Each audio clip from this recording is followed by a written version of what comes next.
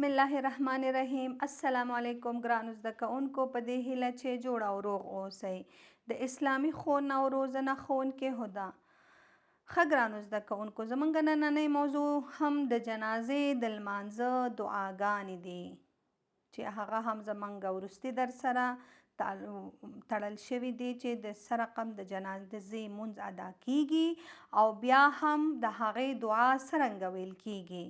14 لوست دی او پاڼه 25 ده.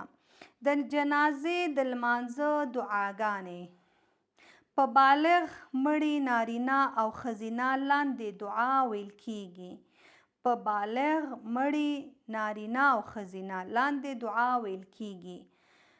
اللهم اغفر لحینا و میتنا، اللهم اغفر لحینا و میتنا و شاهدنا و غائبنا و صغیرنا و کبیرنا و ذکرنا و انثانا.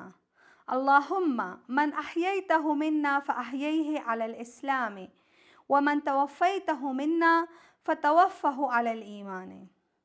را بشو د دې دعا ژباړې ته معنا ته چې ای الله زمونږ ژوندی مړی حاضر غائب کوچنی لوی نر او ښځینه وبخه. ای الله له موږ څخه چې چاته ژوند ورکوي په اسلام ژوند ورکړه او له موږ څخه چې له چا روح اخلي په ایمان سره یې واخله. که مړی کوچنی هلک وي لاندې دعا پرې لوستل کیږي. اللهم اجعله لنا فرطا واجعله لنا اجرا وذخرا واجعله لنا شافعا ومشفعا. اللهم اجعله لنا فرطا واجعله لنا اجرا وذخرا واجعله لنا شافعا ومشفعا.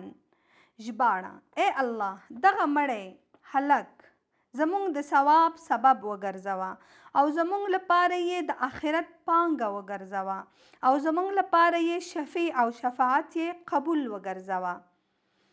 که مړی کوچنی نجلۍ وي لاندې دعا پرې لوستل کیږي. اللهم اجعلها لنا فرطا واجعلها لنا اجرا وذخرا واجعلها لنا شافعة ومشفعة. ښه ګرانو زده کوونکو، فرق په جلۍ او په هلک دعا کې فقط دومره دی چې جنۍ ته ها اللهم اجعلها او هلک ته اللهم اجعله. همدغه رنګ واجعلها لنا شافعة تای تأنیث یعنی تی په ذریعه باندې تاسو صرف فرق وکړئ چې همغه دعا ده، صرف مؤنث او مذکر کې تغییر راوستی دی.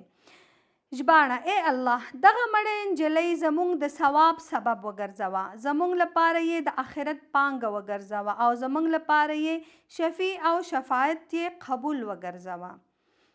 ښه ګرانو زده کوونکو، ته پر دې هیله چې تاسو نننی درس هم زده کړي چې د جنازې د لمانځه دعا وه.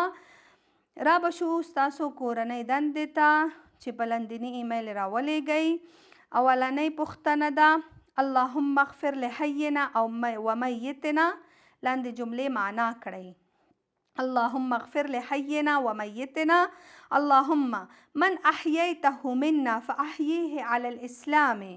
درېیمه پوښتنه اللهم اجعله لنا فرطا. څوک د بالغ مړي دعا له یاده ویلی شي؟ څوک د بالغ مړي دعا له یاده ویلی شي؟ تاسو کې څوک کولی شي چې دا دعا له یاده ووایي؟